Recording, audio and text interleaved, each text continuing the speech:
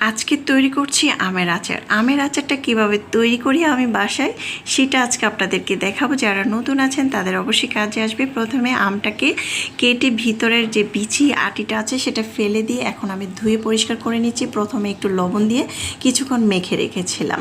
তারপরে এটাকে ধোয়ার পরে এখানে হলুদ, লবণ আর মরিচ, বিট লবণ, সরিষার তেল মেখে তারপরে আমটাকে একটু শুকিয়ে নেব। এভাবে যদি হালকা একটু আমটা শুকানো হয় তাহলে কিন্তু সুন্দর একটি ফ্লেভার আসে আচারের থেকে। আর আচার তৈরি করলে তো এক বাড়ি থেকে আরেক বাড়ি পর্যন্ত ফ্লেভার চলে যায়। এইভাবে যদি আপনারা তৈরি করেন তাহলে আরও বেশি ফ্লেভার আসবে। যাই হোক, আমটা তো শুকিয়ে ফেলেছি। তারপরে একটি প্যানের মধ্যে 1.5 কাপের মতো সরিষার তেল দিয়েছি। এখানে শুকনো মরিচ দিয়েছি, তারপর রসুন দিয়েছি, তেজপাতা দিয়েছি, এলাচ, দারচিনি দিয়েছি। এগুলো একটু ভেজে নিলাম। তারপরে দিয়ে দিলাম সরিষা বাটা, এখানে কাঁচামরিচ সহ বাটা হয়েছে, এগুলো দিয়ে দিলাম। দিয়ে শুকনা সেই আমগুলো দিয়ে দিলাম। দেওয়ার পরে এখন খুব ভালো করে একটু কষিয়ে নেব। এর মধ্যে মরিচের গুঁড়া, হলুদের গুঁড়া দিয়ে দেব। হলুদের গুঁড়া সামান্য 1/2 চামচের মতো দেব, আর মরিচের গুঁড়া 1 চামচ মতো দিয়েছি। দিয়ে এখন আমি খুব সুন্দর করে নেড়েচেড়ে মিক্স করে নিচ্ছি।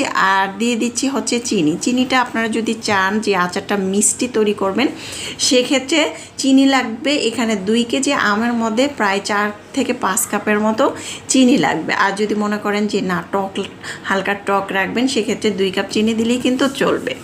তারপরে অনবরত নেড়ে চেড়ে মিক্স করে রান্না করে নিলাম। এটা 2 দিন পরে আমি মশলাটা দিচ্ছি, কারণ এটা একটু হালকা হালকা ঝাল ঝাল করে যদি আপনারা এটা তৈরি করেন তাহলে কিন্তু সুন্দর একটি ফ্লেভার আর আচারটা অনেক দিন ভালো থাকে। এখন এখানে গরম মশলা হালকা একটু ভেজে তারপরে ফাঁকি করে এখানে দিয়ে দিলাম। সাথে শুকনো মরিচও আছে, শুকনো মরিচ যেটা চিলি ফ্লেক্স বলে, সেটাও আপনারা উপর থেকে দিতে পারেন।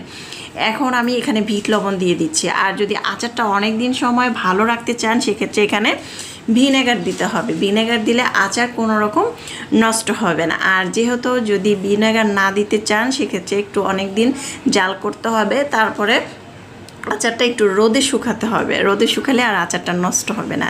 এত মজা হয়েছে, আমি যেদিন তৈরি করছি এর মধ্যেই এটা অলরেডি